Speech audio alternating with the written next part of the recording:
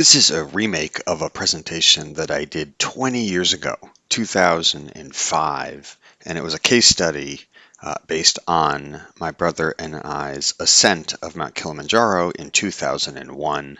I thought there were a lot of similarities between what we do as well as the trip that we took. So let's talk about it. So as mentioned in 2000, my brother and I decided we wanted to try to hike Mount Kilimanjaro.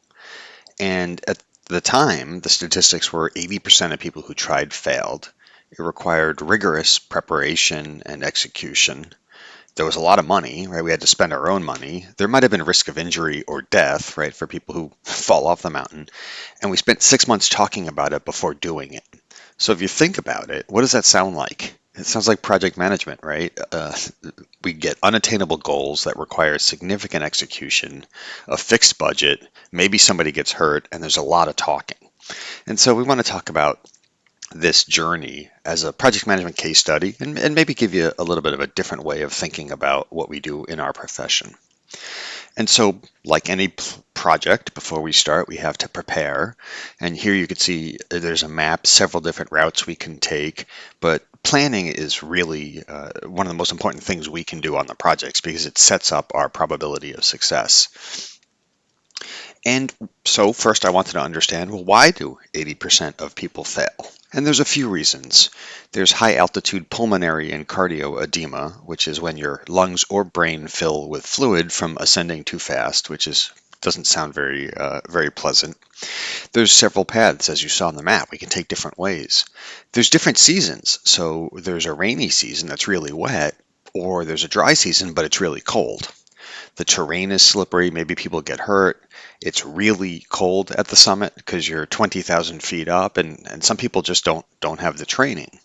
And so the lesson here is, especially on projects, you want to get as much historical information as possible so that you understand what the risks are, right? And we know the quote about those who don't learn from history.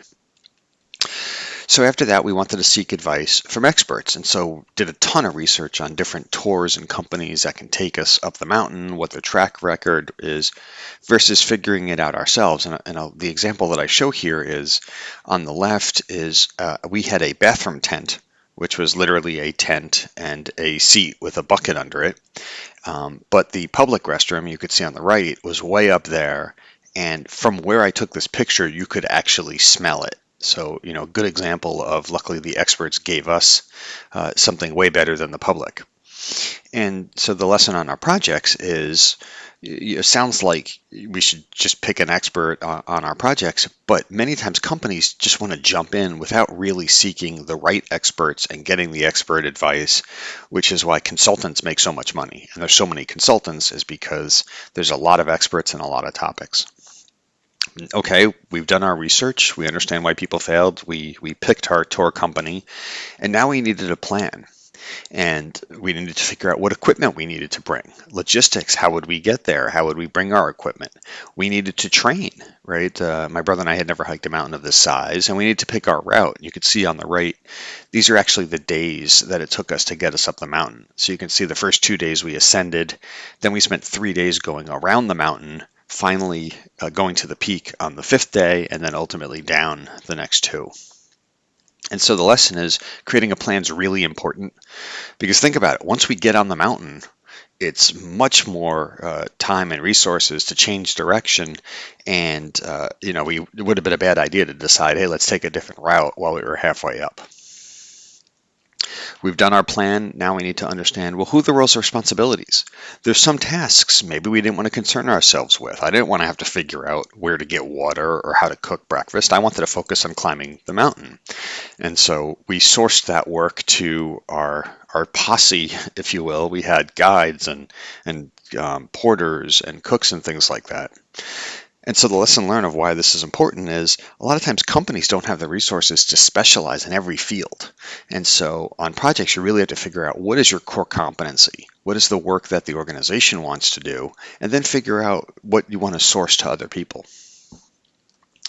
Technology is really important on the hike, right? So it's unstable terrain. We needed special hiking poles, right? The light titanium ones. I talked about the weather earlier. Well, I probably needed special boots and undergarments to keep me warm. The bacteria in the water, so we had water purification. And we were summiting at night, so I needed a headlamp. And so the lessons learned is why is this important? Is because technology helps us be successful, and that's especially in today's project environment with things like AI and automation and systems. But there is a trade-off between cost and value. A helicopter is technology that probably could have got me to the top, but maybe the cost was a little prohibitive and it probably would have ruined the whole experience. But it is a technology that was an option. And then there's trial runs. So we had never hiked anywhere near this level, so we wanted to understand, can we handle the altitude? Would our technology work? And so we trained in the White Mountains, went to the Rockies, went 12,000 feet just to see if we can handle it. So it's the same thing on projects, is especially with new solutions, prototypes or proof of concepts are really cheap ways to test out the approach and determine, do we need to course correct anything? So we've done all of our planning, we've planned for months, and now it's time to execute the mountain, and the journey of the 1,000 miles, or in this case, the 1,000 steps, was about to start. And so what I'm going to show you is actually pictures of our trip. Now remember, this is 2001, so the quality of the photos isn't necessarily great, but I think you'll get the sense. So this is the first day. We arrived in Tanzania. We prepared for our kickoff meeting. The guy with his hand on his head was Seamus. He was our sort of tour director, if you will. And then all the guys you see are the porters and the cooks, and you can see the various boxes and stuff. And here's a perfect example where we had experts, and they had all the different materials that we would need to make it up the mountain.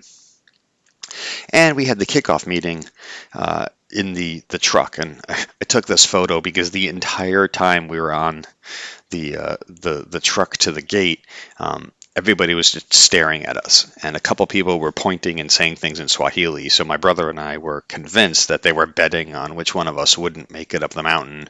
And I did not know what fat American was in Swahili, but I suspect that phrase might have been used. I'm not sure, but that was our kickoff meeting. And so then we get to the gate, and I remember taking this photo because these are all the signs that say, like, if you go here, you'll die, and, don't fall off here. And I thought it was a great project management metaphor of, here's the risks, right?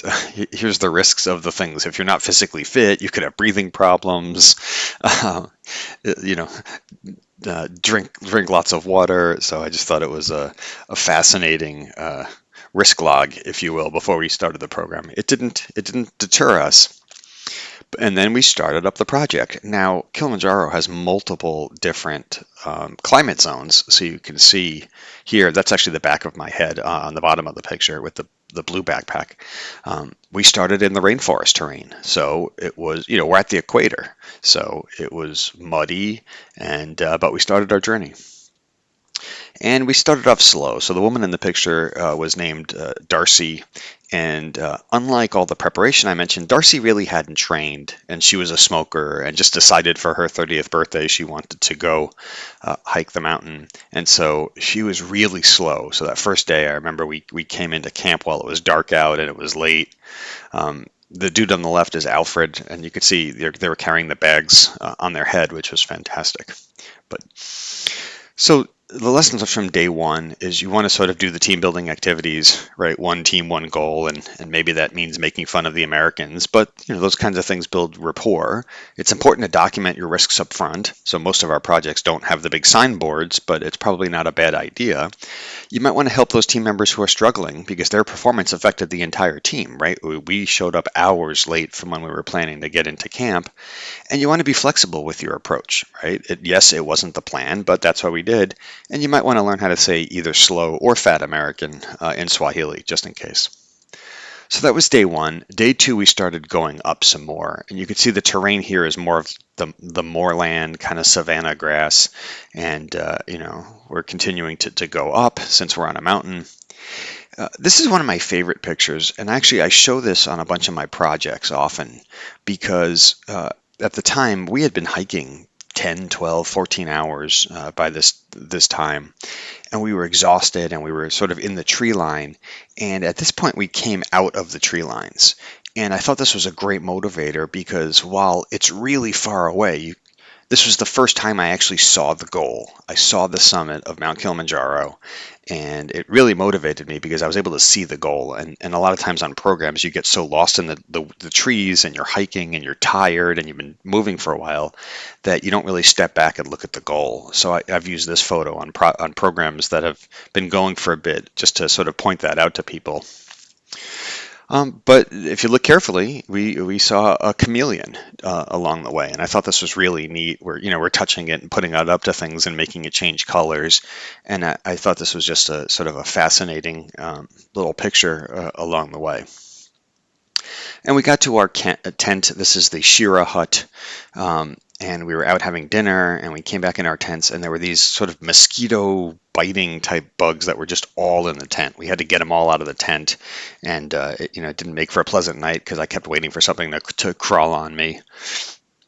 But here's the lessons learned from day 2: is project work is painful, and at times you just have to work through it. We've been hiking for hours, but it's important to envision that goal and see the bigger picture. And paying attention to the details. So along the way, enjoying things like the chameleon. It wasn't just about getting to the top, it was about the experience as well. You might want to take care of bugs when you notice them before they get out of control, like the things in our tents. And it's important to have regular checkpoints, right, to assess progress. All right, day 3, you can see we're actually above the cloud level now. So that's where it's sort of visible progress. It's kind of neat. It looks like the ocean, but this is actually above the cloud level. And I think that's, was it Kibo? There's another sort of mountain range in the background that you can see in the back there peeking of. It's a different mountain set. And this is a great picture. Projects have many ups and downs because a couple times we were going downhill. And, I knew I was on the mountain, so going downhill was bad because, you had to sort of make your way up. And you could see we're starting to get into some of that volcanic type of terrain, right? Very different than the grassy terrain that we had before. And so I knew when we went down, there'd be a lot more up to go. And you have to take the appropriate steps so you can see the path here that curves around. And a lot of times projects want to just, maybe go straight to the top, but sometimes you have to really go through each of the individual steps and follow along. And that's Josaphat, the guy in the red, who was our primary porter. And there he is. And having a strong leader is important. Josaphat knew what he was doing. He had been on the mountain multiple times, very experienced, and we built a good bond over the trip. And at this point, we had gotten to this plateau over here. This is called the Barranco Wall in the Barranco camp. And that night, we heard some crazy noises coming from Darcy. I mentioned she was a smoker. She had a really hard time breathing, and we weren't that high up. We were maybe 10 or 12,000 feet, and she had to go home. She had to go back. We couldn't. She couldn't continue. We made the decision there before going up, and she took some of the porters and cooks with her. Interestingly enough, we met back up with her at the end, and she had a phenomenal story about how they think they got chased down the mountain by a jaguar or some sort of animal on the way back. So day 3 is sometimes the work takes you away from your goal, right? Sometimes you go downhill and you're going to have to go back uphill. And taking all the steps is important, but it's necessary to attain the end goal. You want to have an experienced leader, your project manager, your project leader, your sponsor, like Josaphat, that you can have confidence in. And sometimes it's okay to change resources in the middle, right? And it wasn't the right fit. And if Darcy had continued, none of us would have succeeded in our goal. And so in this case, we had to swap out the resource, as well as some porters and cooks. So day 4, our scope changed, right? We had a sort of a different team set, but we had to continue, and this is us sort of climbing up the Barranco Wall. There's a section in this mountain called the Kissing Rock, where it's incredibly narrow, and you have to sort of put your face up against the rock and shimmy by, and that's why they call it the Kissing Rock. I'm not sure what kind of diseases you would get from actually kissing it, but this was the South African team. I just thought it was a great photo of them sort of all on the side of the mountain, and you could see everybody sort of goes together as a team. And sometimes here's the wall itself. Projects have a wall that need to be passed, and there's our buddy Alfred just sort of scaling up the wall like Crouching Tiger, Hidden Dragon, just running up, and there I was looking down at my brother as we made it up the wall. And it's important to reflect on your progress. This is one of my favorite photos, just sort of looking out and really, taking it in, the mountain. So day 4, look, you're going to have a plan. Every one of our project plans uh, have changes in scope, and you need to be flexible and react to those. And sometimes you hit a wall in the middle where you just need to work together and push through, and working together as a team is important. But it's also important to reflect on your progress, and take check-ins, and just, again, sort of appreciate the moment and be in the moment. All right, day 5. Now we're getting up to sort of the volcanic. I know these things were like glass plates when you were stepping on them, and Kilimanjaro is still, I think, considered an active volcano. So there's all this sort of volcanic debris, if you will, and so projects are also littered with pitfalls and debris. And you need to use your head. And I just love the way, he's just casually walking with a 50-pound sack on his head while I'm struggling to make it up the mountain after 9 months of travel. And the team gets exhausted. And that's my twin brother and myself. And, by this time, we absolutely were exhausted. We'd been hiking for a while. You could see the dirt on my fingers. And so I just thought this was a good photo. So, lesson learned, day 5, completing the goal is the result of the journey, right? You have to go. It's not just about the final sort of stretch climbing up the mountain. It really is, about the whole journey, and you need to pace it out so that your team doesn't get burnt out. So, day 6, we left at midnight to summit. And because it was dark out, I didn't have any photos, so I just put a black box in here saying, sometimes projects have a dark period, and there's lots of obstacles. And what this is actually the glaciers. This is the snows of Mount Kilimanjaro that are melting, and I thought this was really neat, the sort of the glacial wall on the summit. And so now it's the middle of the night, we're summiting in the glaciers, and we finally made it to the top. And we took this photo. You can see there's just the frozen tundra of the top of the mountain there. But we made it. We did our implementation. And then we had to go back down the mountain. And so this picture was actually taken on the same day.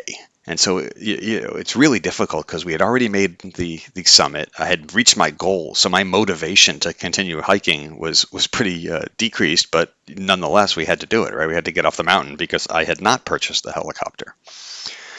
And so, look, there's nothing like the feeling of attaining our goals. That's why we're all in project management. We work on 2-year projects to enjoy the 1 week that we actually finished and feel that sense of accomplishment before we go on the next one. But as you know, once the goal's completed, there's still work that needs to be done. There's post-implementation, there's maintenance, there's lessons learned, there's closure things. So there's still work to do. And finally, the wrap up, this was our way out. I remember I bought like a $5 Coca-Cola bottle, and it was the greatest soda I had ever drank, right? Because I'd been on the mountain eating dirt and gravel and peanut butter for so long that I thoroughly enjoyed my sugar drink. And here's this team celebration. You can see Darcy on the right. We made it back. Amazingly, all the Tanzanians wanted to drink Guinness, so we bought a lot of Guinness. There was a lot of drinking, there was a lot of dancing, and surprisingly, it all came out to like $20. So I'm not really sure why it was so cheap, but we thoroughly enjoyed ourselves. So lessons learned. Clearly, when there's successes, you want to celebrate them in the team. You might want to have a charge number for the expenses. Something to think about. So look, here's the conclusions, is most projects have a goal that's just as aggressive as climbing a 20,000-foot mountain. And as PMs, we have to gain as much information as possible and make a realistic plan. But that plan has to be flexible because we know things are going to happen. We're going to lose team members. We're going to have, bugs in the tent. And we need to be flexible. And to increase that success, we need to find out experts. We need to use technologies. We need to source the things that we don't want to be our competencies. And success is in the journey, not the destination. Take the time to look at the chameleon and look at the summit and enjoy sort of where you are. And for your teams, you might also want to set up a bathroom tent just in case. So I hope you've enjoyed this as much as I enjoyed making it and reliving my experiences. Put some comments in. Let me know what you think, and thanks for watching.